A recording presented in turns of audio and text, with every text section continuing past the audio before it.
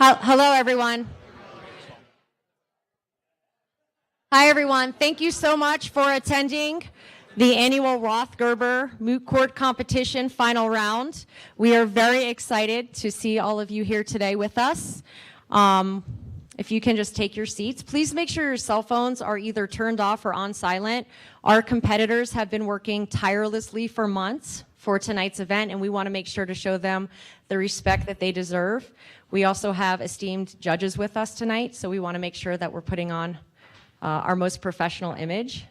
I'm going to turn over the mic to our dean, and thank you so much. Good luck. Good luck. Yeah. Hey, good luck. Yeah. Good luck. Hi, everybody. Good afternoon. It's my pleasure to welcome all of you to this final round of the Rothgerber Moot Court Competition. In 1951, Ira Rothgerber provided funding to establish this appellate moot court competition in honor of his father, the late Judge Ira Rothgerber Sr. And I encourage you to read about the impressive public service and legal career of Ira Rothgerber Sr. in the program. And this is also, I should mention, this moot court competition is part of our experiential learning program, which is now directed by Emily Horowitz, who you just heard from. She's just recently assumed the position of director of the Shadden Experiential Learning Program. So let's give a round of applause to welcome to Emily. You'll be seeing much more of her around the law school. So over 60 years, this has been the premier moot court competition of Colorado law. This competition provides our students with an opportunity to develop and showcase their appellate advocacy skills. And the high level of advocacy skills that are displayed during the competition are really a source of pride for the law school.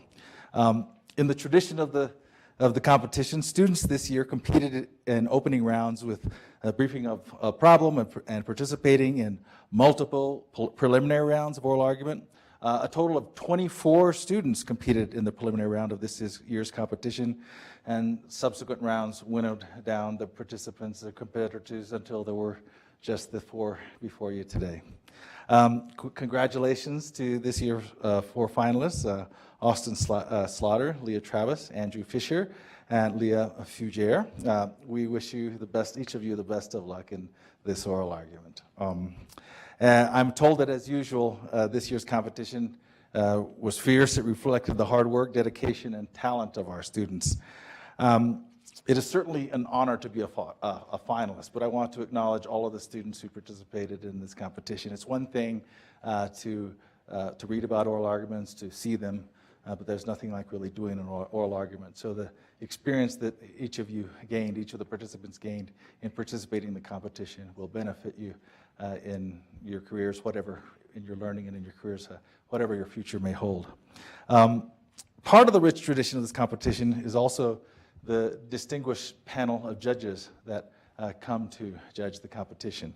And this year we're honored to have three outstanding judges: the Honorable Alice Batchelder of the U.S. Court of Appeals for the Sixth Circuit. I had lunch with Judge Batchelder today, and she told me that just today the Senate confirmed her senior status on the Sixth Circuit. So congratulations to her.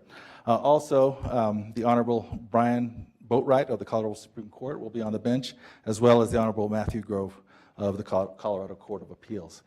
Judge Grove is a 2002 graduate of the law school. We're very happy to have them with us, and we look forward to the spirited questioning that will come from the bench, and to also thanking the judges for coming and participating at the reception that will follow in the Rothgerber reading room in the library, and you're all welcome to attend that reception. I should also mention that I encourage you to read more about the judges and their impressive backgrounds, which is also in your program. And I would also like to thank the law firm of Wheeler Trigg O'Donnell for supporting various events associated with the competition, and especially thanks to Hugh Gottschalk, who was a past finalist, Hugh Gottschalk of that firm, who was a Rothgerber finalist, and he has given continued support to the law school, not only this competition. And finally, I'd like to recognize all the past participants in the Rothgerber competition. Could you please all stand and be recognized? I know there are a few of you here. At least 3 of you. Okay, 4 of you, yeah. Some of you still students, but we're really glad to see, especially our alum, come back and participate in events like this, our alums. So thanks for everybody for coming this afternoon. I think we're really in for a treat with this argument. Again, congratulations to the 4 finalists. The best of luck to you. And now I will call upon the bailiff to bring in the court. All rise. Oh yay, oh yay, oh yay. All persons having business before the Honorable, the Supreme Court of the United States are admonished to draw near and give their attention, for the court is now sitting. The Honorable Justice Boatwright, Justice Grove, and Chief Justice Batchelder presiding. God save the United States and this honorable court. Thank you.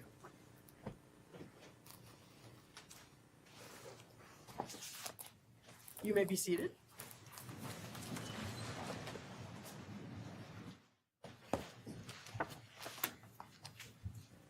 Good afternoon, ladies and gentlemen. You may call the case.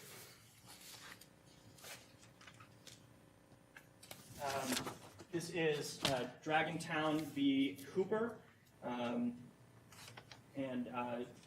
petitioner and respondent, are you ready? Perhaps we could have the petitioners and the respondents counsel for issue 1 introduce themselves for the benefit of the court. Your Honors, my name is Austin Slaughter, and I'm here on behalf of the petitioner, arguing issue 1 regarding preclusion. Your Honor, Andrew Fisher on behalf of the respondent, also issue 1. Respondent is the Hawkins University Psychokinetic Energy Laboratory.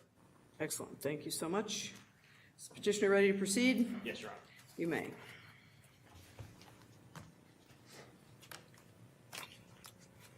May it please the court. My name is Austin Slaughter, and I am here on behalf of the petitioner, Ellie Hooper. With the court's permission, I would like to reserve 2 minutes for rebuttal. You may.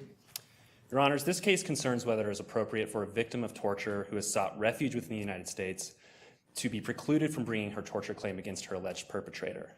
This court should recognize that the Alien Tort Statute and the Torture Victim Protection Act serve as 2 separate avenues of relief for victims of torture. In support of this request, 2 broad points should be made in turn. First, the plain text of the TVPA sufficiently shows that it is a separate inquiry from that of the ATS.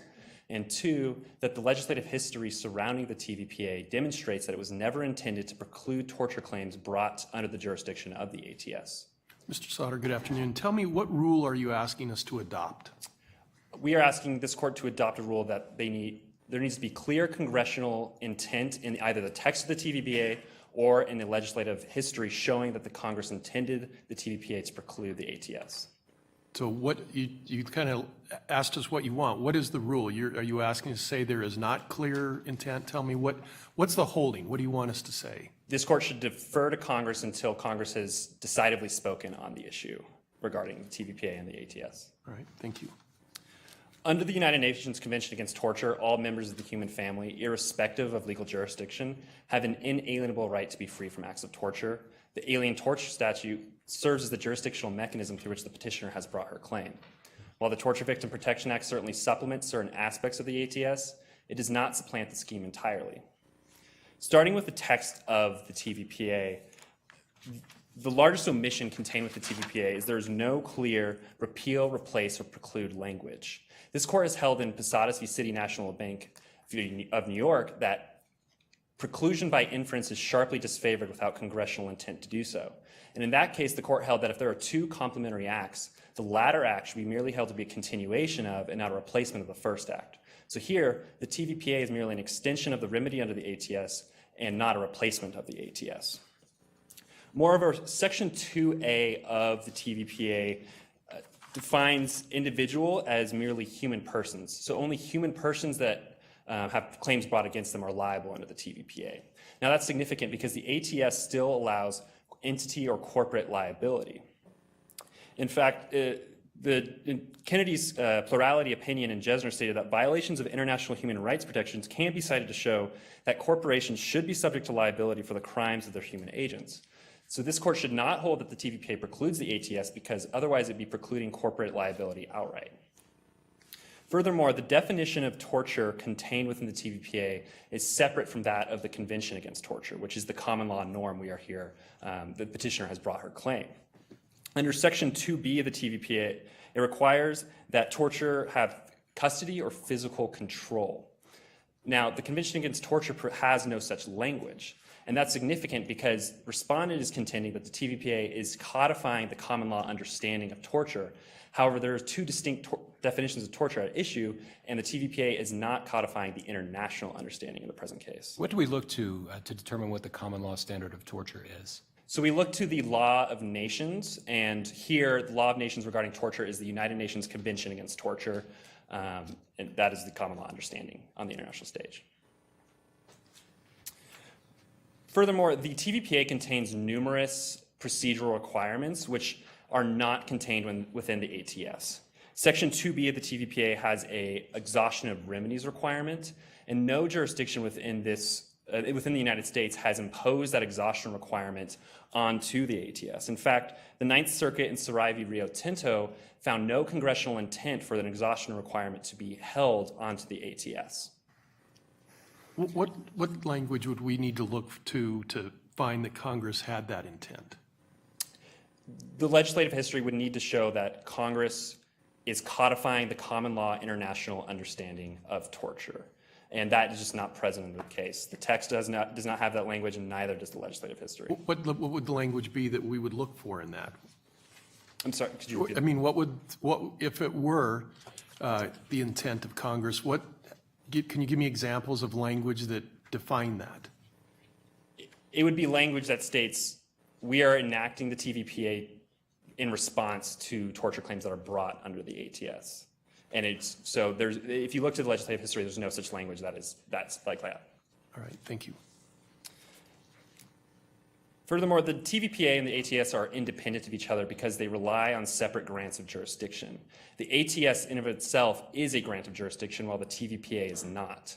U.S. nationals who bring claims under the TVPA will have to rely on Section 1331 federal question jurisdiction when they bring their claims. And that just goes to show that these two statutes were intended to be separate avenues of relief through which victims of torture can bring their claims. If this court finds that the text is too ambiguous regarding the preclusion issue, the legislative history provides some clarity. The House and Senate reports note that Congress enacted the TVPA in order to provide the torture remedy for U.S. citizens. But aren't we better off to be actually looking at the language of the statute rather than trying to look at the legislative history to figure out what maybe they meant but didn't say? Well, Your Honors, the text shows, as I stated, that they are sufficiently different. However, the text doesn't contain any language that states that the TVPA is complementary or precluding the ATS. And so to have clarity, we should look to the legislative history because Congress does reference both the ATS and the TVPA in the legislative history and their relationship with each other. Was your position that either ATS or TVPA is ambiguous? I'm sorry, could you repeat that? Are either of the statutes, ATS or TVPA, are they ambiguous in your view? The TVPA is definitely more specific than the ATS. In fact, the ATS has been described as a sort of legal Lohengrin, and that's an ambiguous term in of itself. But it's because it's a one-sentence jurisdictional grant that was enacted by the first Congress, and it's been on the books for over 200 years, but only was recently brought to the forefront in international human rights litigation after the Phil Artiga decision from the Second Circuit. And in that case, that was one of the first cases through which the courts held that human rights violations under law of nations can be brought under the ATS within the United States. And in reaction to the Phil Artiga decision, the United States Congress saw a significant gap in the U.S. law. And that's because victims of torture who were U.S. nationals had no opportunity for relief through which they can bring their torture claims. And so the Senate Report 102-249 states on page 5 that the TVPA would enhance a remedy already available under Section 1350 in an important respect. The TVPA would extend a civil remedy also to the U.S. citizens. And so Congress wanted the TVPA to serve as the complementary yet separate avenue of relief for U.S. citizens, and that's why they enacted the TVPA, not to preclude torture claims brought under the ATS. Moreover, these two statutes have coexisted for nearly 30 years, and Congress has not sought to either clarify the scheme that's been coexisting for 30 years or definitively say that torture claims brought under the ATS are precluded. In fact, the only attempt to do so was in 2005 when Senator Feinstein introduced Senate Bill 1874, which would have limited the ATS to 6 enumerated claims, including torture. However, she withdrew that bill after only 8 days of introduction because there were concerns on international human rights groups that the ATS would be limited in an improper way because it's a robust scheme through which these international norms are enforced within the United States. Can we rely on that, given that, I mean, there's nothing in the statute that says anything about Senator Feinstein and what she may have introduced? Right, but the bill that she introduced was in 2005, so it was after the enactment of the TVPA, and so she was responding to the confusion that's facing this court today, and that she was attempting to clarify the scheme. However, by trying to clarify the scheme, she was limiting or precluding claims of torture that could be brought under the ATS. And that, I mean, there are a lot of reasons that somebody might withdraw a bill, right? I mean, maybe she was lobbied. Maybe she just decided that she didn't want to do it because she had other congressional priorities. right. However, she did write a letter to Senator Specter, who is the original senator who introduced the TVPA, and when she withdrew the bill, she cited concerns based off international human rights groups activists who were concerned that the ATS was going to be limited to an improper amount. It's a robust scheme that's been on the books for nearly 200 years. And we should look to the history behind the ATS because that might provide some clarity in the present instance. Alexander Hamilton discussed in Federal 80, which was about the powers of the initial judiciary in the founding of our country, that there was a fear that aliens would come to the United States and have a claim against a U.S. citizen under international norms, and that claim would be precluded simply because there was no jurisdiction for these aliens to bring these claims. And foreign nations might see the United States as a safe haven for violators of international norms, or simply by skirting the international requirements to which the United States was joining when they were becoming a new country. And that's significant in the present instance because the defendant in this case is a U.S. citizen, a U.S. corporate entity, and if the TVPA precludes the ATS claims, then we are precluding a claim that can be brought against this U.S. citizen. And that might implicate foreign policy concerns for the United States. So I have a question. Is your argument that torture is a cause of action in and of itself under the ATS? Yes, Your Honor. And so where does that cause of action appear in the ATS? Is it implied, or is there language in the ATS? There's no language within the ATS. However, this court in Sosa, which was the seminal case about common law causes of action brought under international law, held that if there's a specific and universal and obligatory international norm that can be brought within the United States court system, then the court should enforce that norm. And so the Convention Against Torture defines the international norm of torture, and that is why we're here today, because Petitioner has brought her claim under that, through that convention understanding of torture. What do you think we do with the disfavor of federal common law causes of actions? Do you have to overrule prior case law? No, Your Honor, and this was a concern that Justice Souter discussed in the Sosa case.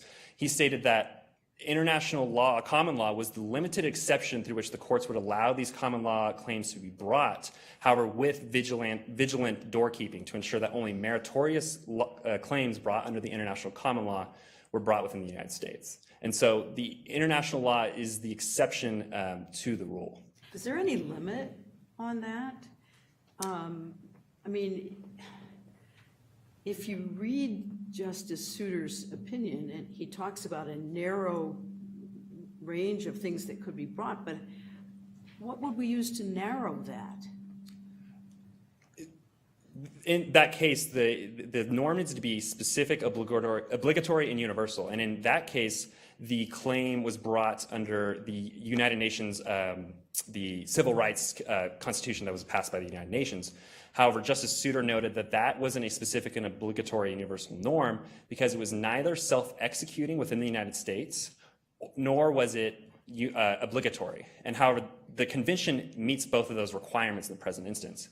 It's obligatory because it imposes requirements on the signatories of the convention, and it's self-executing because the Congress has passed statutes such as the Torture Act, which is the criminal counterpart of the TVPA, to ensure that torturers within the United States do not have a safe haven from which they are immune from liability. Your Honors, I'd like to reserve the rest of my time for rebuttal. You may do so. Thank you.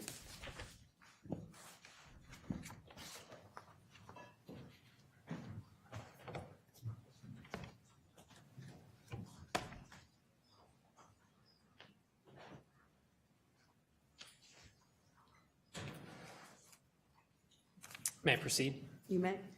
Good afternoon, Your Honor. May it please the court. Andrew Fisher on behalf of the respondent, the Hawkins University Psychokinetic Energy Laboratory. Respondent respectfully requests that this court affirm the 14th Circuit's decision dismissing petitioner's case. Petitioner should not be able to circumvent the requirements of the Torture Victims Protection Act by bringing torture claims directly under the ATS for 3 reasons. First, the TVPA controls the common law cause of action under the ATS's grant of jurisdiction. Second, allowing petitioner to bring torture claims directly under the ATS would render the TVPA largely redundant. And finally, given the significant foreign policy implications of both TVPA and ATS actions, this court should defer to Congress's judgment. And I'll address each of those points in turn. First, the TVPA controls the common law cause of action for torture under the ATS's grant of jurisdiction. The first Congress passed the ATS in 1789 and provided at the time that, quote, the district courts shall have original jurisdiction of any civil action by an alien for a tort committed in violation of the law of nations. In the Sosa case, this court said that though the ATS reads as a purely jurisdictional statute, at the time that the first Congress passed it in 1789, there was a common understanding that there were several common law causes of action based on the law of nations, or what we would today call international law, that could be brought under the ATS's grant of jurisdiction. So, Mr. Fisher, it sounds like you would agree with Mr. Slaughter that the cause of action in the ATS is implied, that it's not plainly in the language. Correct. So, if that's true, if it was implied before, how did the TVPA take that away? What language can you point to in the statute that did away with that implied cause of action? Correct. So it all leads back to the court's decision in the Sosa case, where the court said, okay, let's translate these common law causes of action to the present. And in Sosa, the court said, to bring an ATS claim under the present law of nations, that claim must rest on a, quote, norm of international character accepted by the civilized world and specifically defined. Mr. Slaughter described this as specific, universal, and obligatory. Now, what the TVPA is it is enacting a definition of the norm of international character prohibiting torture, which this court acknowledged in Sosa, Congress may in its discretion do.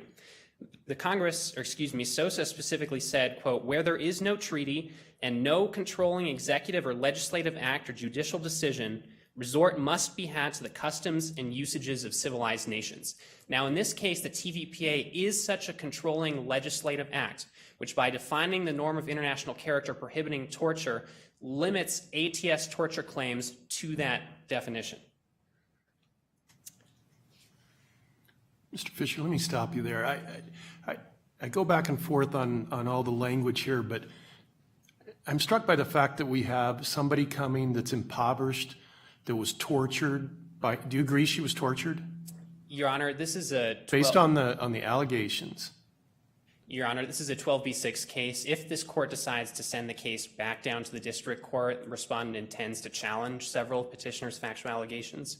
But we realize that this is a tough case, and we don't contend that petitioner is totally without merit, having sought asylum in the United States from a war-torn country. But if we rule in your favor, she's out of luck in terms of any accountability. Where else can she turn?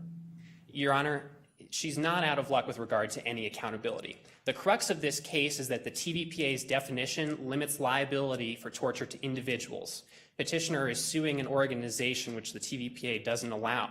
However, petitioner also alleges that she observed several individual employees of respondent in the war-torn country supervising experimentation that she alleges amounted to torture. So her venue is the war-torn country that's in civil war right now? No, her venue would be here except suing an individual instead of suing respondent corporation, which she could do. What are the exhaustion requirements under the TVPA that she would have to meet? So there's some debate about that, Your Honor, but in this specific case, respondent concedes that she would not be, as Justice Boatwright suggested, compelled to go back to the Republic of Right Side Up and seek relief there because it's widely acknowledged that the courts are in disarray. And again, there's alleged to be some government influence with regard to the experimentation that occurred in Right Side Up. So the exhaustion requirements are not really at issue here. Thank you. Now, the TVPA itself provides that, quote, an individual who under actual or apparent authority or color of law of any foreign nation subjects an individual to torture shall in a civil action be liable for damages to that individual. As Justice Batchelder just suggested, there are exhaustion of remedies requirements. There's also a statute of limitations requirement. And as I suggested with the definition, liability is limited to individuals. Now, though courts are split on whether the TVPA precludes ATS claims, courts do agree on the structural relationship between the two statutes, that the ATS may provide a grant of jurisdiction for a TVPA action.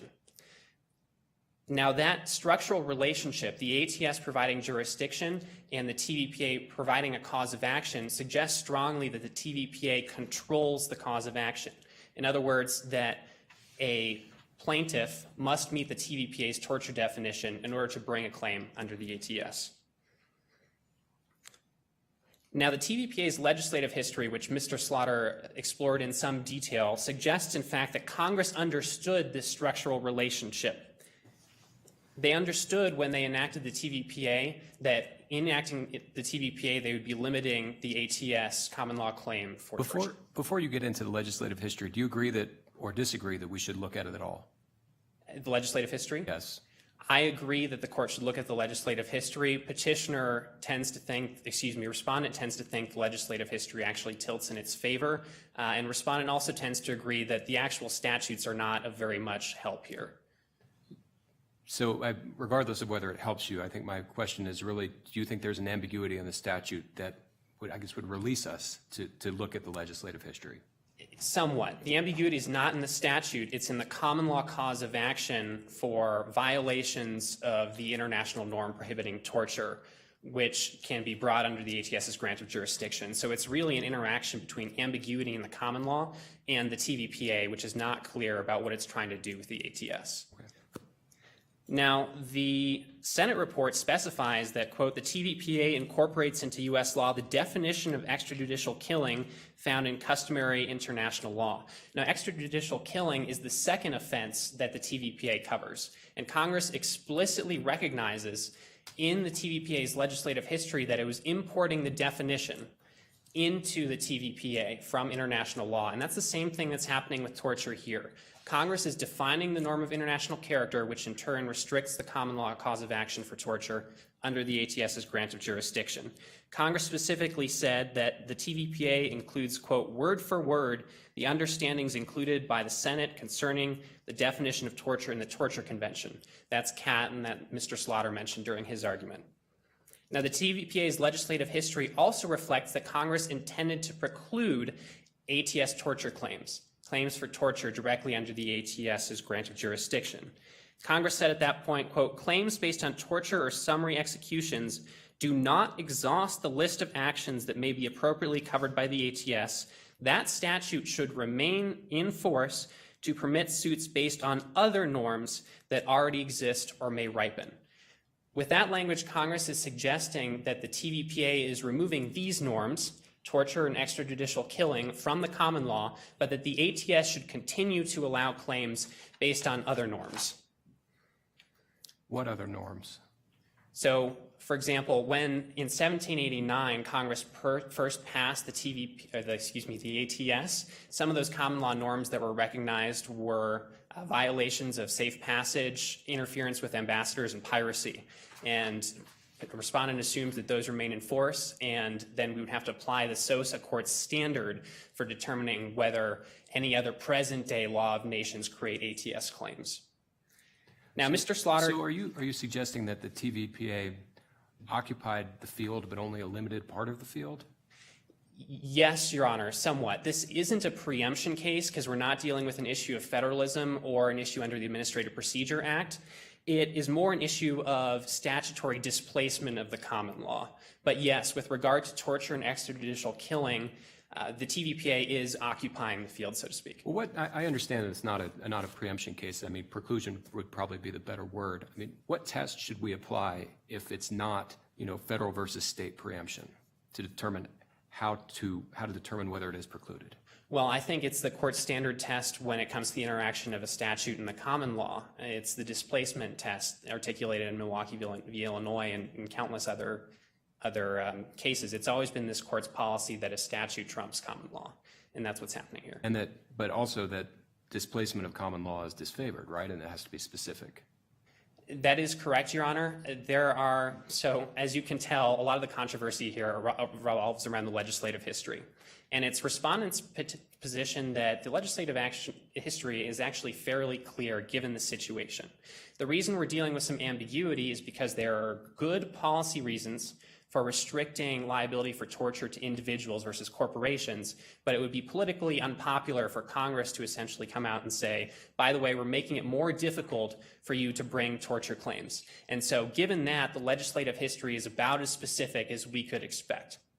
So the judiciary is supposed to figure this out and decide what Congress should have done? No, Your Honor, it's the judiciary's job to figure out what Congress did do, and it's respondents' position that yes, this is a more difficult case than most with regard to interpreting legislative history, but it is in fact fairly clear, especially given the passage that I just read referencing the ATS remaining in force for other norms. So other norms, not torture and extrajudicial killing. Now, Mr. Slaughter referenced an argument that the 11th Circuit made in Aldana, essentially that overruling by implication is disfavored. But the 11th Circuit and Petitioner here misunderstand the structural relationship between the ATS and the TVPA. In fact, there's no overruling by implication going on here because, as Justice Grove asked, this is a question of statutes displacing common law causes of action. So that obviates the 11th Circuit's concern about overruling by implication. Mr. Slaughter also made the argument that because the TVPA grants U.S. citizens a cause of action for torture, something that they can't do under the ATS's grant of jurisdiction, that the statutes function independently, and therefore that both the ATS and the TVPA are sort of parallel paths for claims of torture. The error there is assuming that because the TVPA can function independently of the ATS, because the TVPA can be a cause of action under 1331 federal question jurisdiction, that the opposite is true for the ATS, that the ATS can also function independently. This court specified in Sosa that Congress may in its discretion define norms of international character and thereby cabin common law causes of action under the ATS's grant of jurisdiction. That's what the TVPA is doing, even though, yes, it is also creating under 1331 federal question jurisdiction a separate cause of action for U.S. citizens. Your Honor, my second point is that allowing Petitioner to bring torture claims directly under the ATS would render the TVPA largely irrelevant. Justice Batchelder asked about the exhaustion requirements. Again, the TVPA also imposes statute of limitation and definition requirements. As the Seventh Circuit recognized in the Anahoro case, quote, no one would plead a cause of action under the TVPA and subject himself to its requirements if he could simply plead under international law.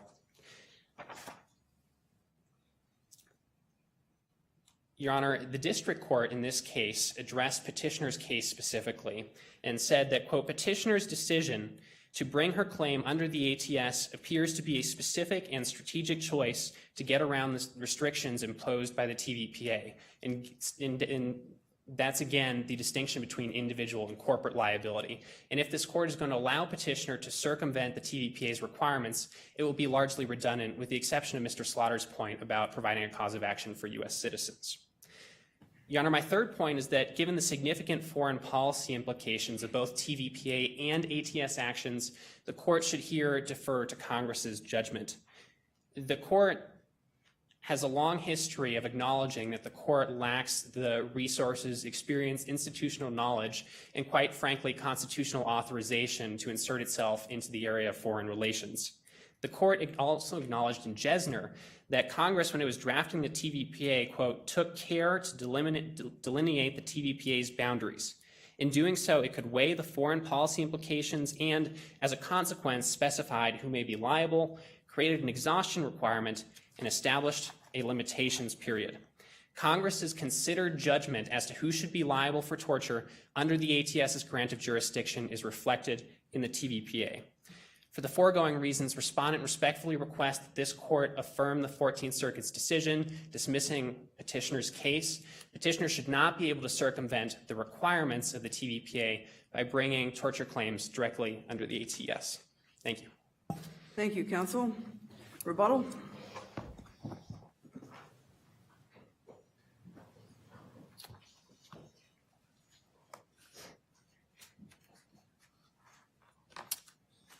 Your Honors, I'd like to make 3 brief points today. 1, Petitioner is not circumventing the scheme created by Congress because the scheme created by Congress is exactly what she was following. The ATS allows corporate liability in the present instance.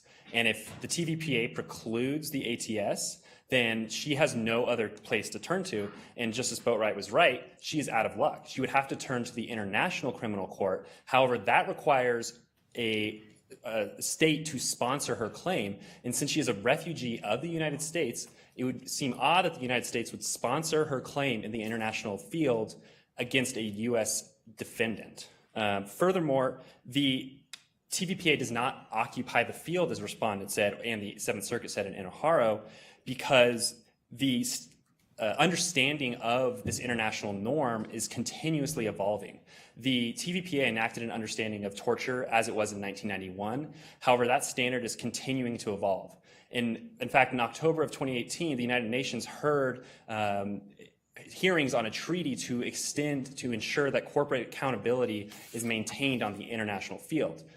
Can you also briefly address Mr. Fisher's argument that if we buy your interpretation that the TVPA is rendered essentially meaningless? Yes, Your Honor. The TVPA is not meaningless because, again, it is an extension of the ATS to U.S. nationals. U.S. nationals have the TVPA and will continue to use the TVPA if this court holds that they are 2 separate avenues for relief. But all of that is dependent on your belief that the ATS, in fact, provides causes of action as opposed to simply providing the jurisdictional base for causes of action that are separately set up through other legislation. I see I'm out of time. May I briefly answer that? Please answer that, Yeah. yes. But this court in Sosa recognized that the international norm, the law of nations, is the cognizable right of action that is brought under the ATS. And so, yes, the ATS is a broad just grant of jurisdiction that has no private cause of action on its own. However, this court in Sosa recognized that international law, norms of international law are brought through the ATS. So just, I know I'm extending time here, but so your view is that there really isn't any limit to what those international norm causes of action might be? There is a limit, and that is they must be self-executing and obligatory within the United States. And so here, the United States is a signatory to the Convention Against Torture. It is both obligatory and it is self-executing because the United States has followed that convention within its own jurisdiction. Thank you, counsel. Thank you.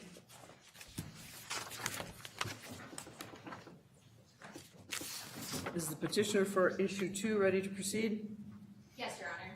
You may do so.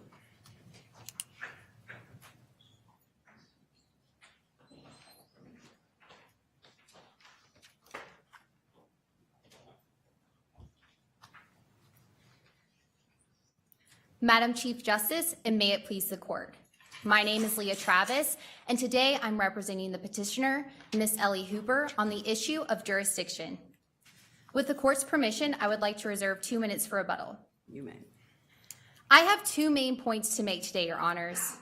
First, this court should apply Kiobel's touch and concern test to the ATS because it furthers congressional intent, U.S. foreign policy, and the purpose of the ATS. So Kiobel was before RJR Nabisco. So why doesn't RJR Nabisco, that's the latest case. Why don't we just follow that? Yes, Your Honor. In RJR Nabisco, the Supreme Court once again considered the presumption against extraterritoriality. In a cursory statement, the court said that Morrison and Kiobel reflect the same two-part framework. However, the court in RJR Nabisco never addressed Kiobel's touch and concern test that was laid down in relation to the ATS specifically. The court never talked about how maybe Kiobel also adopted a touch and concern test to be applied after the two-part framework, or whether or not the two could be applied in conjunction. RJR Nabisco itself never actually even applied the focus test because it never got to that question when it was considering RICO in that case. Well, so that there's still raises- uncertainty. That raises the question of how different the two tests are. What are the distinctions between focus and touch and concern? Yes, Your Honor. Kiobel's touch and concern test requires the court to determine whether the facts surrounding the plaintiff's claim significantly connect the claim to action that occurred within the United States. Morrison's focus test, on the other hand, requires the court to determine whether the conduct alleged was the focus of the statute when it was passed by Congress. Now, lower courts have interpreted... I'm sorry to monopolize, but touch and concern, then, it sounds like to you it has a geographic component? That is, something physically has to have happened in the United States rather than to a United States interest abroad, for example. Not necessarily physical action. There has to be some connection to the territory of the United States. That connection has to have sufficient force to displace the presumption. Courts have interpreted this a little bit differently. Usually there does have to be some sort of aiding and abetting liability, some action within the United States, such as encouraging the tort that occurred abroad, or funding the acts of torture or child slavery or whatever the international violation was. So there does have to be some connection to the territory of the United States. Now, Morrison's focus test, on the other hand, has been interpreted differently by the lower courts. It's not clear what the focus of the ATS is. The ATS is a jurisdictional statute that provides common law causes of action that might change or morph over time. Therefore, Help me understand, what's the language that gives us the focus? Focus sounds an awful lot like legislative intent to me. So tell me, what's the language you're pointing to in the statute that says this is the focus if we were to apply that test? yes, Your Honor. So congressional intent does matter. RJ and Nabisco talked about conduct, so determining what the conduct that was in the mind of Congress when they created the statute.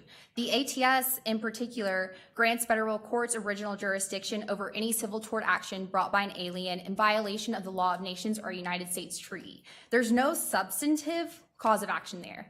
Instead, in Sosa, this court determined that the cause of action could be brought under the common law. That makes it difficult to determine what exactly the focus of the ATS is. Lower courts have addressed this issue, though, even though the Supreme Court hasn't yet. The Second and the Ninth Circuit have created hybrid tests that combine elements of a focus test and a touch and concern test.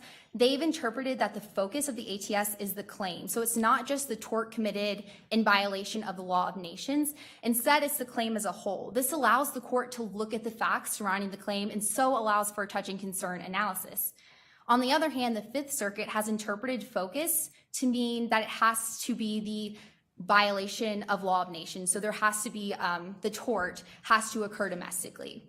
This interpretation is unduly restrictive and is inconsistent with Kiobel's touch and concern language because it eliminates extraterritorial application of the ATS completely by requiring that the act that occurred domestically itself be a violation of the law of nations. But Kiobel says touch and concern the territory of the United States. So what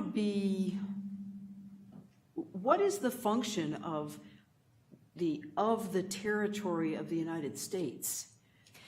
Yes, Your Honor, it ensures that there's some connection to the United States, that it is But proper. it doesn't say touch and concern the United States. It says touch and concern the territory of the United States. Yes, Your Honor. So that suggests that there should be some sort of conduct occurring in the United States. However, the language suggests that it doesn't have to be the violation of international law itself. So the act of torture itself shouldn't have to have happened in the United States, because then there would never be any foreign conduct that would allow for an extraterritorial application. So how would an act of torture that took place far, far away from the territory of the United States touch and concern the territory of the United States? With sufficient force, too, to overcome the presumption. Yes, Your Honor. Several courts have considered just this issue. The 4th and the 11th Circuit have adopted a touch and concern test. In the 4th Circuit, in a case called Al-Shamari, the facts were that a corporation had aided and abetted acts of torture in Iraq. The corporation made financial decisions within the United States, expressly encouraged these acts to occur, and also Congress had suggested that acts of torture should not be tolerated by enacting the TVPA. Based on these facts, the 4th Circuit found that the claims sufficiently touch and concern the United States. So when there's aiding and abetting actions that occur within the United States that significantly connect the domestic actor to these foreign acts, courts such as the 4th Circuit have found that after balancing the different factors, that it can rebut the presumption. How do we draw the line? I mean, I can imagine this whole attenuation continuum of how far separated the conduct has to be from the actual torture in order to touch and concern with sufficient force. I mean, we have to write an opinion that is going to establish some sort of test. Can you propose to us a test that we would use in order to apply what you're suggesting? Yes, Your Honor. Establishing certain factors might be helpful. The 4th Circuit and the 11th Circuit both considered similar factors when determining whether the presumption was displaced, including the citizenship of the defendant, so whether the corporation or individual was a citizen of the United States. They looked at whether the corporation had funded the activity, how engaged domestic employees were with the foreign acts in violation of the law of nations. So all of these factors can vary and change, maybe setting down some factors that are often seen in aiding and abetting liability that would traditionally sufficiently connect a domestic actor to foreign activities after having aided and abetted those activities. Apply those factors to this. Help me understand why.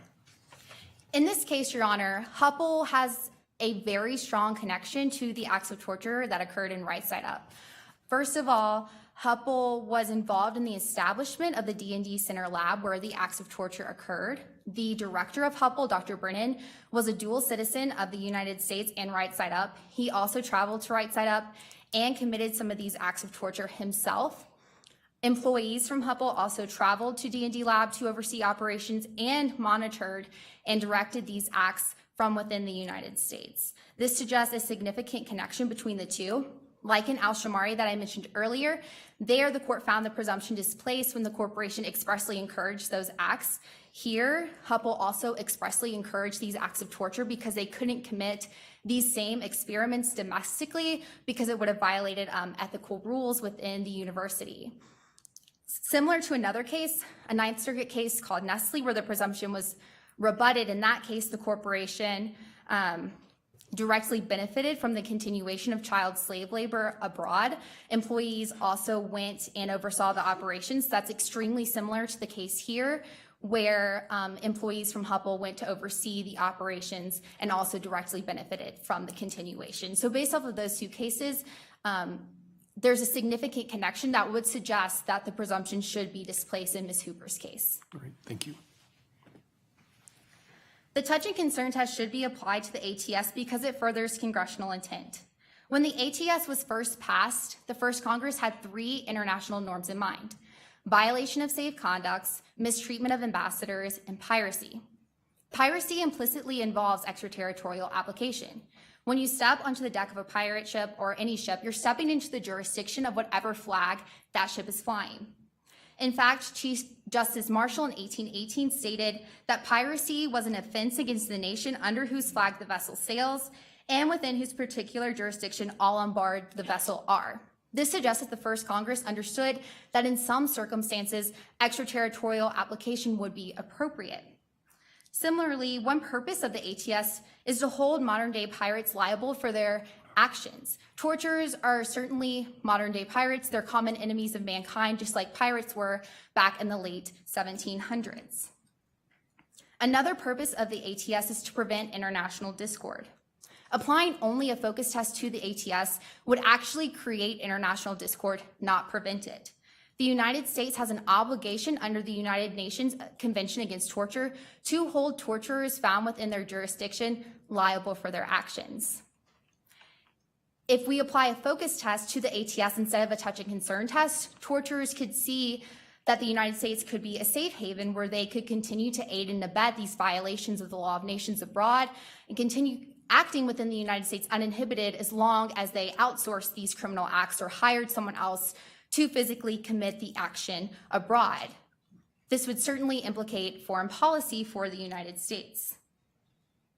Furthermore, in Kiobel, the United States entered an amicus brief stating that in certain situations, specifically when alleged torturers were seeking refuge within the United States, it was these sort of cases where it would actually further foreign policy to hold these torturers liable within United States courts because it would promote our obligations to enforce human rights. Let me follow up on what Justice Grove asked you. Why shouldn't we, or similar, why shouldn't we just follow the RJR Nabrisco test? Why not?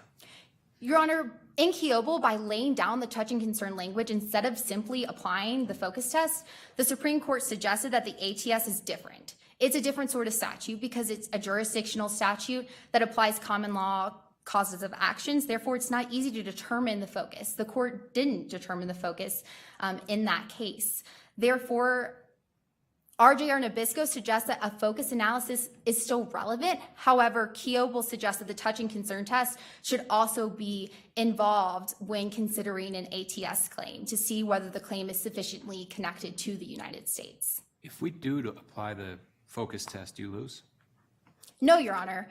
Even if this court applies a focus test, if this court also decides that aiding and abetting itself can be a norm in violation of the law of nations, Ms. Hooper can still win under this case. However, the Second Circuit has found that aiding and abetting liability itself, I see that I'm out of time. May I briefly finish?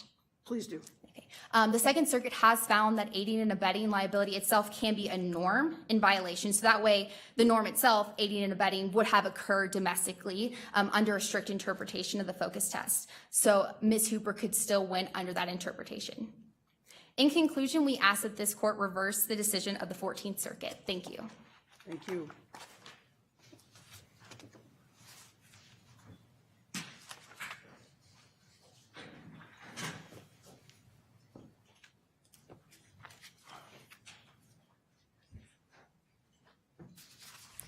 Madam Chief Justice, and may it please the court, good afternoon. My name is Leah Fugere, and I represent the respondent in today's case, Hawkins University Psychokinetic Energy Lab, and I will be addressing the application of the Alien Tort Statute extraterritorially. This case is about remaining within the constitutional limits of this court's jurisdiction and not throwing open a back door into the courts of the United States. We respectfully request, in light of these fundamental principles, that this court affirm the 14th Circuit in its dismissal of Petitioner's Alien Tort Statute claim for two reasons. First, events occurring solely in the country of right side up cannot give rise to a claim under the Alien Tort Statute because there's a strong presumption against extraterritoriality. And second, regardless of the test applied by this court, either focus or touch and concern, the conduct alleged by Petitioner does not sufficiently implicate the territory of the United States with enough force to rebut the presumption against extraterritorial application. Go ahead. Is the petitioner actually alleging only events that happened in the foreign country? Isn't she alleging that there was aiding and abetting and funding and planning and conspiring all here? Your Honor, that's correct. She's also involving conduct occurring in the United States. That conduct, though, is only limited to communication between Huppel employees and the D&D Center and allegations that they monitored and directed. Now, those allegations are not sufficient to rebut the presumption against extraterritoriality, and this is similar to several cases in the lower courts. I would direct the court's attention to Mustafa, which is a Second Circuit decision in which that took place under the Saddam Hussein regime, under which people were tortured. They brought claims against Chevron, which had directed payments towards the regime, had knowingly made illicit surcharge payments, and made decisions within the U.S. In that case, that conduct was not sufficient to rebut the presumption. Similarly, in the Balintulo case, in which Daimler and its subsidiaries were supplying the South African apartheid government with equipment, with substantial support for software tracking of individuals in order to suppress them or oppress them under the government, that also was not sufficient to rebut the presumption. And so even though there is conduct alleged in this case by Petitioner that occurred within the United States, it is not strong enough to rely upon to establish jurisdiction of this court. And this court should be concerned about extending its jurisdiction beyond its own borders for two core principles. First, for issues of the separation of powers, and second, for issues of sovereignty. In terms of the separation of powers, Article 3 of the Constitution gives this court jurisdiction over original matters arising out of the Constitution and areas granted by statute under Congress, as well as treaties. Now, this informs the scope of what we look to when there is ambiguity in the statute. And admittedly, the Alien Tort Statute, passed in 1789 by the first Congress, is ambiguous in terms of its application. Now, the Alien Tort Statute was, as has been discussed by several of my opponents today, as well as my co-counsel, was passed in reaction to the United States not being able, or a fear that the United States, a new nation in 1789, would not be allowed to, or would not have the jurisdiction to see claims brought by aliens within the territory of the United States. In fact, the passage of the ATS in 1789 was in part a direct reaction to an assault on a French ambassador in Philadelphia, in the streets of Philadelphia. And so this statute was passed to grant jurisdiction over claims brought by aliens in the courts, in the federal courts of the United States. And this is because with the separation of powers issue, this court should not go beyond that, because this judiciary is the most poorly positioned branch of government to make decisions regarding and having large implications within the area of international relations and foreign policy. Can I pull you back? I'm sorry, it took me a minute to process your answer before. You were saying that you don't think that the allegations here are sufficient concerning the conduct of the United States. Why shouldn't we just send that back for discovery? I mean, it seems like, plausibility standards under Twombly, I could see that aiding and abetting might be enough. So why shouldn't we just send it back? Your Honor, with respect, this court in Iqbal stated that the claims on their face must be sufficient to support a legal claim. And here, Petitioner's allegations do not do that. And that's for a couple of reasons. First, the allegations, even if we infer all, or if we take all reasonable inferences as true, still do not support a legal claim under either test that this court could apply. And second, if we do send it back for discovery, that would further implicate strong and scary questions of foreign policies. That is to say that this discovery would largely have to take place in the country of right side up. We would have to extradite right side upian citizens. Let me stop you. Excuse me for interrupting, but why would it have to take place in right side up? It's a person in the United States suing a United States corporation. Why? Because the root of the conduct alleged here and the underlying claim depends on conduct that solely occurred in the country of right side up. We litigate traffic accident cases and we don't have to go to the intersection. I mean, why can't they just, it's their burden to provide discovery, to provide witnesses. I guess I don't understand the concept that we have to do this in right side up. With respect, Your Honor, it would be a strange traffic litigation case indeed if one of the attorneys did not take a picture of the intersection or visit the intersection to understand the claims being brought. And so these claims require discovery to take place, at least some of that discovery to take place within the country of right side up. And because right side up is, as Your Honors alleged, or Your Honors acknowledged earlier, is war-torn right now. Let me press you a little bit. What discovery do you anticipate would have to take place in right side up? Your Honor, there are two answers to that question. First, this court has not addressed the aiding and abetting liability. And so if it were to acknowledge that aiding and abetting is a claim that can be brought under the ATS, it would still need to establish the conduct that occurred in Right Side Up as the conduct that was aided and abetted. And second, the other types of discovery that would have to happen here would require other evidence that other citizens of Right Side Up, the other demigordons in this case would have to allege. There would have to be depositions taken. And while Petitioner is indeed here in the United States, her words alone don't necessarily create enough of an allegation to bring forward a claim on its merits. But if we accept at this point what she's saying is true pursuant to the allegations, why isn't that sufficient? It's not sufficient, Your Honor, because even if we take all of those inferences as true, all we have are a couple of phone calls happening from Hubble employees here in the United States to the D&D Center laboratory in Right Side Up. That conduct is not sufficient upon which to rest a claim in this court. And furthermore, having a case like this... Isn't she alleging that the doctor who's a United States citizen here went to Right Side Up and actually participated in some of the torture?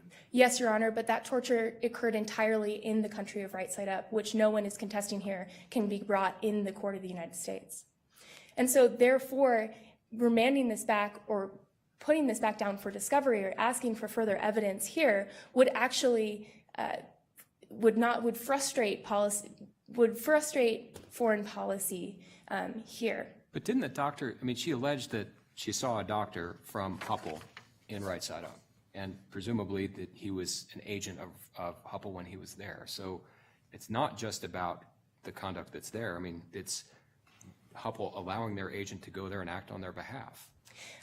My answer to that, Your Honor, is buried in Justice Batchelder's question from earlier that this court in Kiobel held that this conduct has to sufficiently touch and concern the territory of the United States. And this is not a conceptual idea, but a physical one. And so the doctor in this case was alleged to have been in Right Side Up conducting or engaging in this conduct. And if we accept Petitioner's allegations as true, even if they are true, they would not support a claim under the ATS because there is a presumption against extraterritorial application.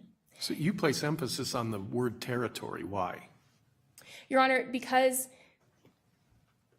this case or this case relies on the precedent set by this court because of the ambiguity in the Alien Tort Statute.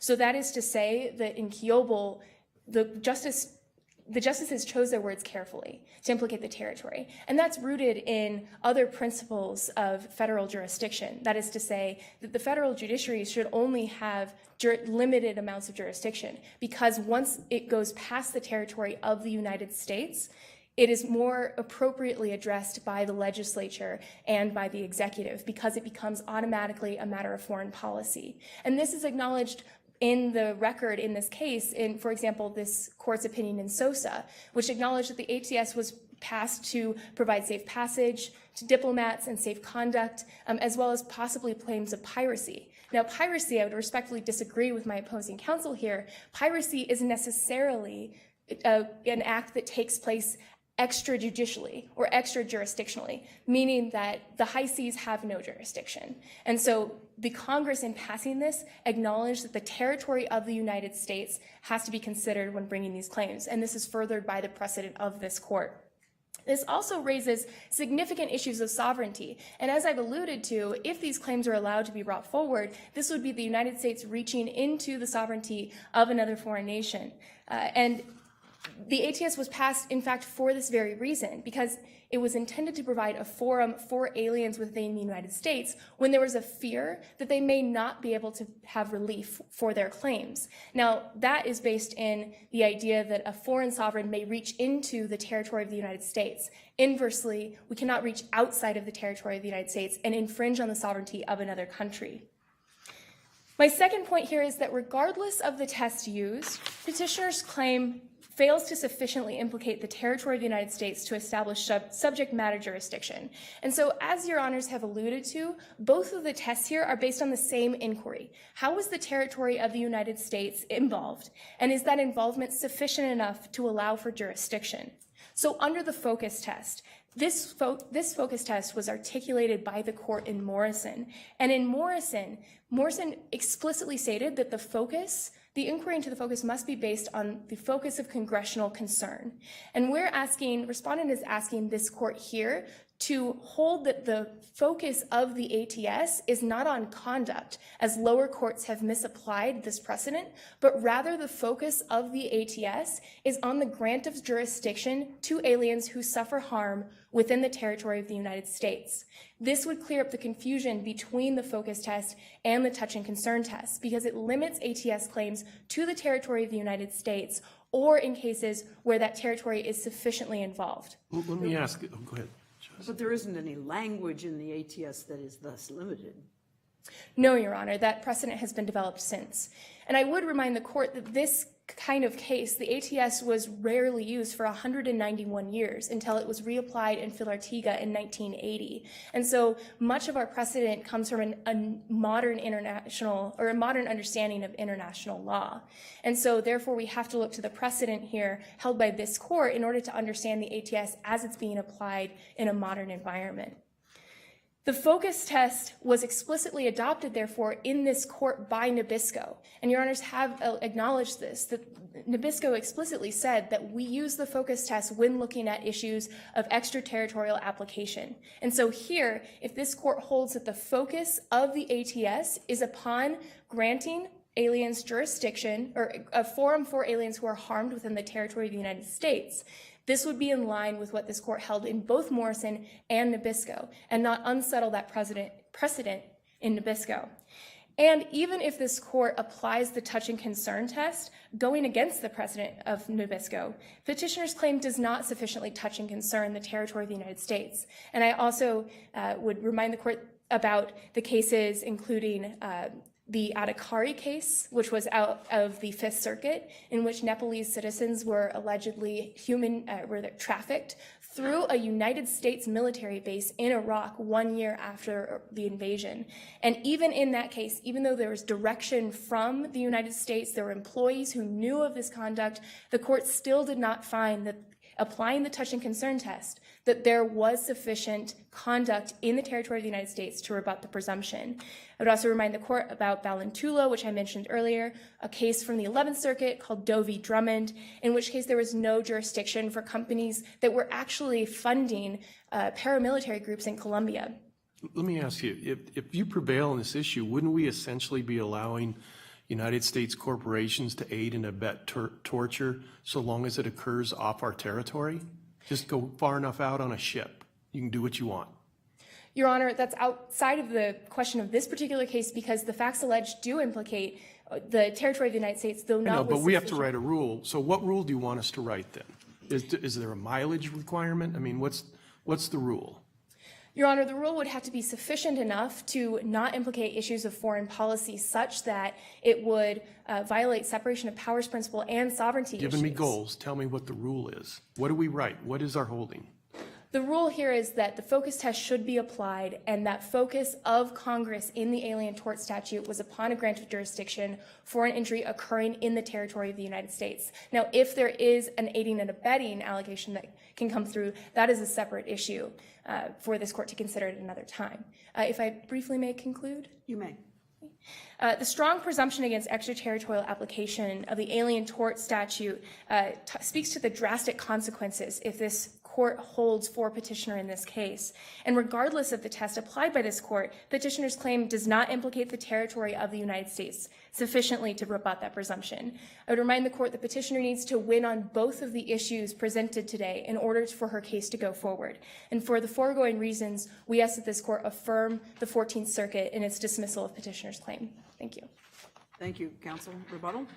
Yes, Your Honor.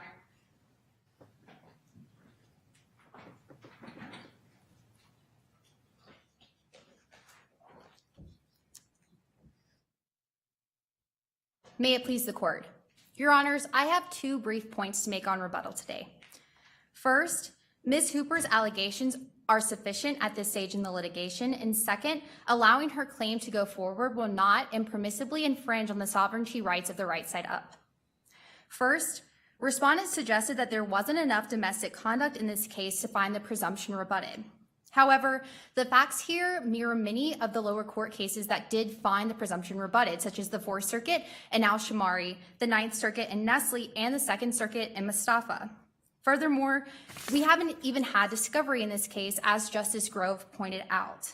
At this stage in the litigation, the allegation should be read as true and in a light most favorable to the petitioner. How do you respond to your opposing counsel's argument that it's impossible because all this has to happen in the foreign country? Your Honor, due to Kiobel, we would argue that the touch and concern test allows for conduct within the United States to be considered when determining whether the presumption should be rebutted regarding the ATS specifically. All right, thank you. Furthermore, the Convention Against Torture completed an inquiry into the right side up and did find that acts of torture had occurred and that Dr. Brennan, the Hubble director, was involved, again suggesting that Ms. Hooper's allegation are viable and should be remanded for further discovery. And second, allowing Ms. Hooper's case to proceed will not impermissibly infringe on the sovereignty rights of Right Side Up. Both the United States and Right Side Up have ratified the Convention Against Torture. Under the convention, it states that if an act of torture occurs in a foreign state, both that state and the state where that torture is a national should have jurisdiction because the torturer needs to be held liable. Therefore, because both agree to this convention, it will not impermissibly infringe on their rights to hold Hubble liable within the United States. In conclusion, we ask that this court reverse the decision of the 14th Circuit. Thank you. Thank you, counsel. The case will be submitted and the panel will retire to consider it. All rise.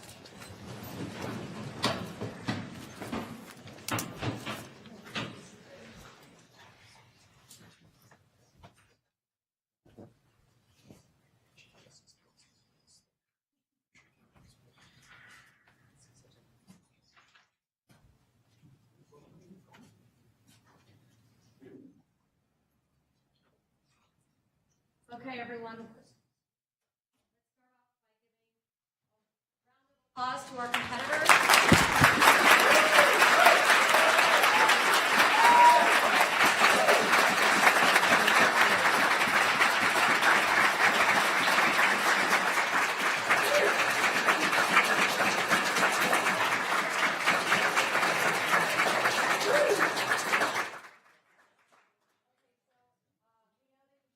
Long time, and we appreciate your attention and your patience. We just ask that you all remain seated. Our judges are deliberating and making very important decisions. I wanted to introduce myself, and then we have a nice panel lined up for you. My name is Emily Horowitz. I'm the Director of Experiential Learning here at the University of Colorado Law School. Under the umbrella of experiential learning, we have the externship program, the Barristers Council, which includes moot court, trial team, and transactional competitions, and we have the public service pledge program. How many of you in the audience are 1Ls today? Wow, that's pretty great. And by show of hands, how many of you 1Ls think you could get up here and do what your peers just did? Yeah. I mean, even those of us who have gone to law school and been sworn into the bar probably could not perform as well as the folks up here today. So we congratulate them.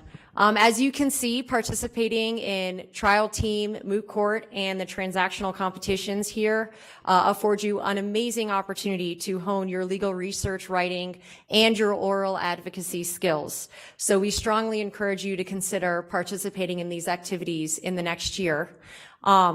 I'm going to call up our internal competition chair, Eric Dude, who will lead a panel with our competitors. But before doing so, I just wanted to extend a heartfelt thank you to Eric, who has worked tirelessly for the last couple of months to make today possible.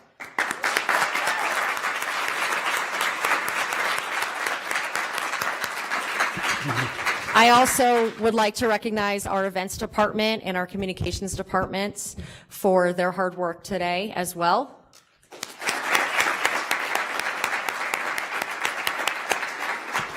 Our information technology and AV department is making this available on live stream and recorded for later.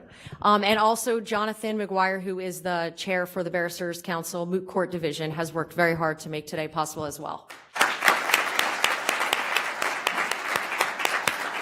So at this time, I'm going to call up Eric Dude to lead a panel with our competitors. Thank you.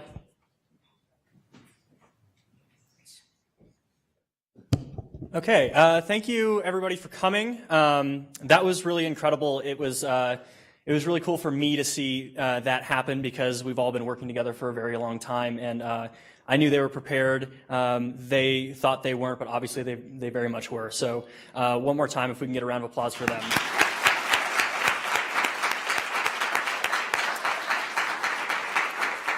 I'll just say that before this started, I said that the biggest fear I had was that I would screw up bailiffing, and that did happen. I had the wrong name for the defendant, so apparently I didn't put enough work in on my end. So great. So most of you in the audience are 1Ls, so I just wanted to ask a couple of questions of our finalists here and talk about their experience in moot court and hopefully sell you all on it for next year. So I'm going to ask a very broad question of all of you. I don't know, can you check those mics if they work? If not, just yell, hopefully.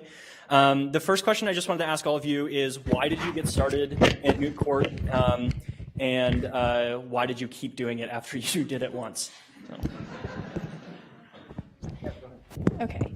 Hi, everyone. I did moot court because, for a lot of reasons, I, too, like you, came in and saw this last year as a 1L and thought, oh my gosh, there's no way I could ever do that. And, you know, I more or less did. But it was an event where I loved the sort of deep engagement with legal issues. Mock trial is amazing and a fantastic opportunity, but it's a little more performative. And so this is a lot of deep thinking about legal issues. And so I would highly encourage you to do that because there's nothing else that's going to improve your legal research and writing skills quite so far as actually doing it. So, yeah. Hi, everybody. Andrew Fisher. I decided to do moot court and continue doing it after the first time I did it because in undergrad I was on my school's mock trial team. So I had some familiarity with that. I did both of the 1L competitions. And then actually in Professor Bauer's legal writing class, I did a appellate argument and then decided to do CAC in the spring semester. Really enjoyed it. I think it's actually a heavier lift on the front end than mock trial just because you have to write the brief. But once you've written the brief and you've really engaged with all the issues, you've read opposing counsel's brief, it's really fun. I know it sounds kind of scary, but it's really fun once you know what you're talking about and you're fielding questions. And I just enjoyed that, want to keep doing it. Another thing I struggled with last year initially was I think I'm a fairly competent legal writer, but I have a hard time translating that sort of formal tone to something less formal when presenting orally, and so I think it's been really beneficial for me in that respect. Hi, everyone. I did this because I have a fear of public speaking. So I kind of just threw myself into it, and I guess I haven't turned back. But yeah, so I just like trying to force myself to be comfortable up here. And so that's why I did it personally. Yeah, I'm going to be super repetitive. I really enjoy doing it in legal writing. That's kind of your first exposure to this sort of thing. So I decided to do CAC, and it's just so fun to really get to, like Leah was saying, it's like a legal issue that has no answer. Like that's why it's here before an appellate court or the Supreme Court. So it's really interesting to just like really get into the research and to kind of figure out your argument and what you're going to argue and how, like, I don't know, just getting that deep into an issue. Like I'm always going to know about the ATS for the rest of my life because of this. Like, so it's fun, and you get to work on so many different skills, your legal writing skills and your oral advocacy skills while also having fun. So. Cool. I'll ask one more question, and then I'd love if a couple 1Ls had a question. I'm going to open it up. But real quick, I'm just curious how all of you prepared for a panel of real judges as opposed to the student judges that you've had for like 5 or 6 months before this, if you prepared any differently and how that was. Yeah, I tried not to think about it. But also I think that knowing where each judge, they probably can hear us, so I should be careful, but knowing where each judge was coming from. Outside of their day jobs as Supreme Court justices, one is the federal judge and two are state court judges. And so for our issue in particular, I was concerned that we would get pushed on the facts because state court judges aren't used to, well, typically don't have to contain themselves when it comes to questions of jurisdiction. And so what I was trying to do was really push the idea of federal jurisdiction and why that's important, because I thought maybe that'll convince the state court judges who typically don't have to deal with issues like this. So that was what was a little bit different in my preparation. Eric's done a great job running the competition. I do also think he picked a bear of a problem, which I very much enjoyed arguing. But I remember when Leah, we talked about this when we first read the problem. We were very confused, and then we just sat down and wrote the initial brief for the prelims, and by that point we had a basic understanding, okay, here's about what's going on. And then we advanced out of the prelims, and we tore the brief apart, broke it all down, and got confused, like level -32 again. And so to prep for this, I was basically trying to remember how confused I was after reading the problem and maybe writing half the brief, because I think that's about the preparation that the judges did to hear the argument. And so I tried to anticipate questions that I was asking myself when I was doing that.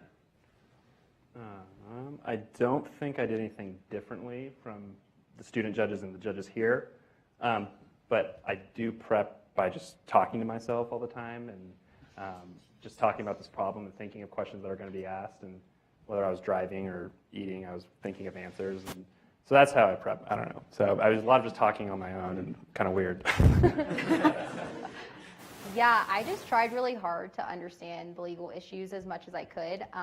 When you're doing, CAC or Rothgerber, you kind of get to improve your argument after every round because you get feedback from barristers, and so you can kind of work on it. But for this, it's like, no, like I need to understand it, otherwise I'm just not going to have an answer when they're asking for stuff. So like it was mostly, and I also like had to switch issues, so I didn't get the prep that you usually get from Rothgerber. So I had to like try my best just to figure out basically the legal issues and how to answer them in a coherent, easy way when it's so complicated like the issues were for us today.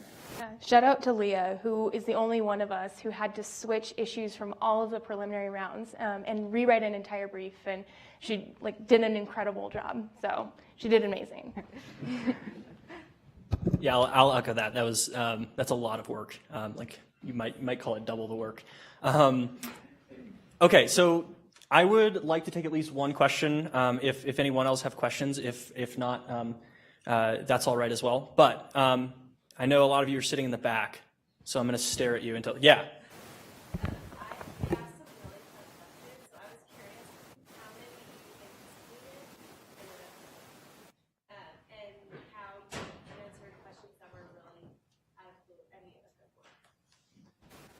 Yeah, so for me, I thought that I might get pressed on the facts, and clearly I was trying to stay as far away from as possible from the facts.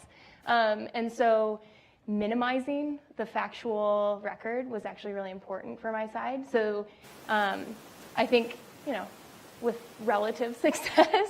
But yeah, I think the questions, again, Eric and Jonathan and others on Barristers Council have done an incredible job preparing us. We've done a lot of practice moots where we've sat with these folks totally on their own time to answer these questions over and over and over again. So I don't know if I received any questions that I hadn't yet received, though that may be not true for the rest of us.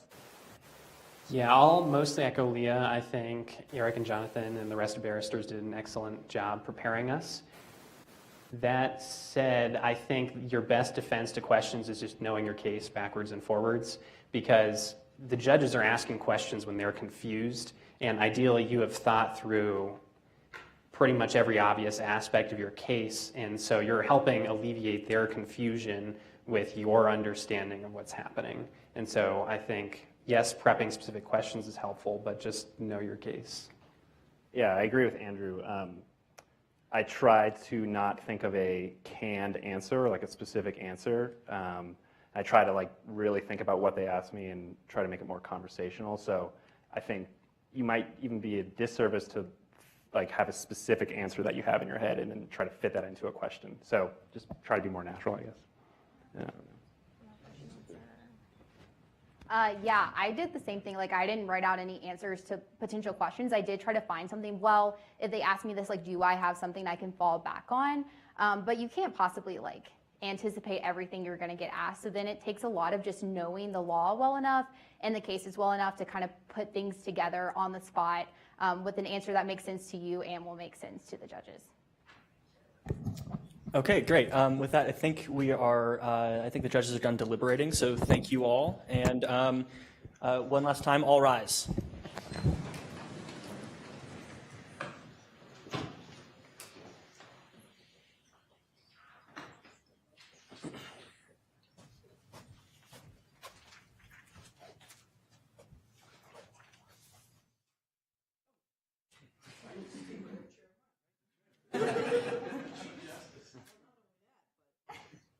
As of about 4 hours ago, I became a senior judge. Thank you. You may be seated.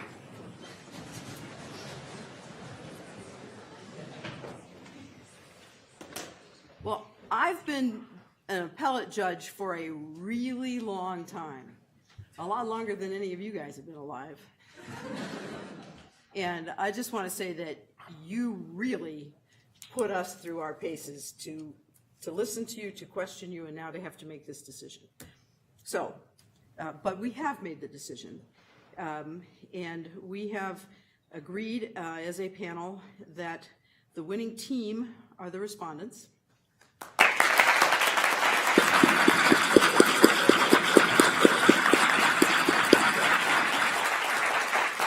And we have also determined, but not unanimously, that the winning oralist is Mr. Fisher.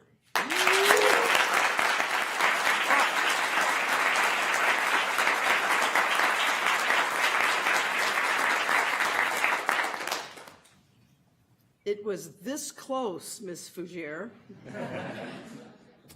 You were the runner-up, and you both did an excellent job. That said, let me just say that none of this was easy to make the decision at all, because both teams did an outstanding job, and all four of you each of you did an outstanding job, and we are very, very impressed. And before we launch into some specifics here, let me just say that, you know, in my million years of doing all of this, I've done a lot of moot courts, and this is one of the toughest sets of issues I have ever been confronted with as a judge. And I'm glad you knew the law, because this was a tough one for me, at least.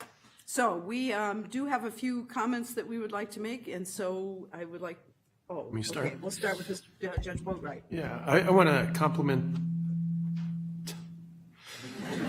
the petitioners. You guys did a great job. Don't hang your heads at all that you didn't win. We just had to pick one team. So congratulations on getting to the final round. I thought that, you know, I've been on the appellate court now for 7 years, and I thought you guys were as professional and as better prepared as anybody that I've really seen. So you guys did a great job. The one piece of advice that I think I would give to all four of you is to just slow down a little bit. I think it's really hard when you've got your nerves going, but I think if your goal is to remember that we've read the briefs, and you don't need to tell us everything in the oral argument. You know, think about what you want to convey, 1 or 2 points. I felt like everybody was trying to just dump all this information on us, and it makes it hard to track. I mean, even when you talk to somebody about something you're excited about, you don't talk that fast. I mean, it's just really hard to process all of it. But I thought you guys did a great job of answering questions. I thought the best answer, Ms. Travis, I thought you knocked my application question out of the park. I thought you did a great job with that. Mr. Slaughter, I thought on the rebuttal, I think your nerves were a little better. You had calmed down a little bit and taken a breath, and you had slowed down. I thought you did a really good job. So I am just really proud of all of you. The one thing I will say is one of my current clerks and one of my former clerks competed in this, and they both said, you got to ask him really hard questions. I'm usually not an active questioner, so I kind of put on my jerk hat, so I apologize. That's usually not my style. So, but congratulations to all four of you. I would echo a lot of what Justice Boatwright has to say. I've been on the bench for 3 months, and I've never seen anybody better prepared. Although I was a little insulted since I argued a whole bunch in front of him. I said as well. Right. Okay. I think the most important thing, and these are more general comments rather than anything specific. People ask me a lot about oral argument and what's important in oral argument, and I say my first answer is always answer the damn question. The judges get frustrated when people try to sidestep. Nobody did that today, but I think it's good for everybody in this room to hear. Judges get so frustrated when they have to ask a question twice. And often if they have to ask the question twice, they just give up. And so listening and understanding, and if you don't understand the question, asking for clarification, as I think somebody did here when I asked a bad question today, that's really useful, and it's a tool that you should do. The other important thing, and all of you guys did a great job of this, is road mapping for the court, where you're going to go. I'm going to address 3 issues today, A, B, and C. And also remembering, and Justice Boatwright alluded to this, A, B, and C are great, but you probably don't need to get D, E, F, and G in. We've read the briefs, trying to cram everything in under the sun. It's really hard for us to keep up with that in process, and when you don't pause, it's also hard for us to even get a word in edgewise. And so, as Justice Boatwright said, I think everybody did a great job. Thanks for all your work on it. Even though I'm now a senior judge, let me just say that I'd like to invite all 4 of you to come to the Sixth Circuit. You all did a really, really fine job. I'm going to talk just real briefly about how impressed I was by the fact that you all understand, maybe we'll just call it the manners of being a good appellate advocate. You all understand that you are arguing to, not with, the court. So frustrating when counsel are arguing with the court. And you all understand about making eye contact. You all understand about presenting an argument to us in an organized but conversational fashion. You really do have a very good start on being good oral advocates. And I would echo what my colleagues here have said about not trying to make all of your points, but the biggest reason for that is you want the judges to be able to digest what it is that you're telling us. And so when you're just going to get it all in there, we don't have time to say, but wait, didn't Justice Scalia say in his concurrence, and how would you respond to that? And I really did want to ask that question, by the way. So keep in mind that, as my colleagues have said, we have read the briefs. And so if you just give us a little bit of leeway, we might have some really interesting questions.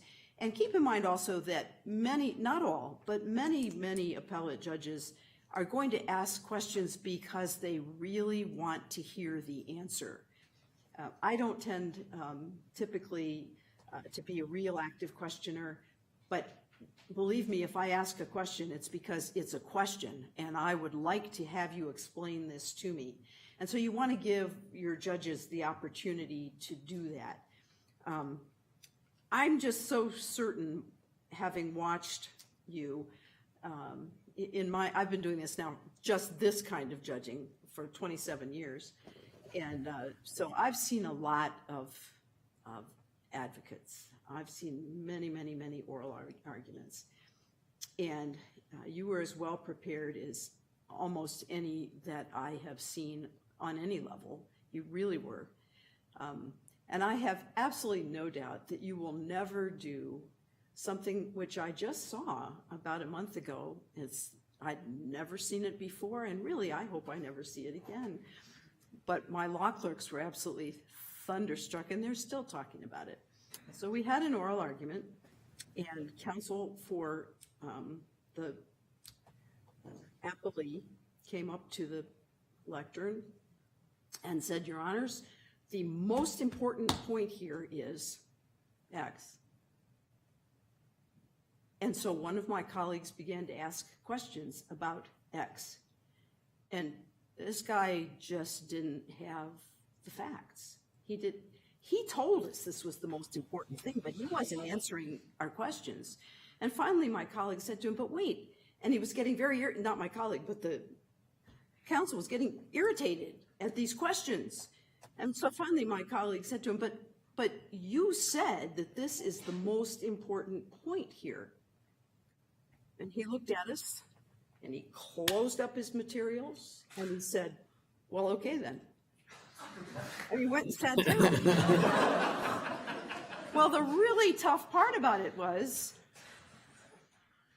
he needed to prevail here. He was going to win because his side was he was right in what he was doing. He just did a really bad job of presenting it to us. But when we got back into conference, my one colleague said, we really, really need to reverse here. He really is correct about what's going on here. To affirm here, he's really correct about what's going on, but darn, I don't want to rule in his favor. I said, well, let's just try to rule the way the law requires, and then we'll all go home feeling better. But I have no doubt that none of you will ever engage in anything like that. You did a terrific job. We are proud of all of you, and we'll be interested to watch your futures. Thank you.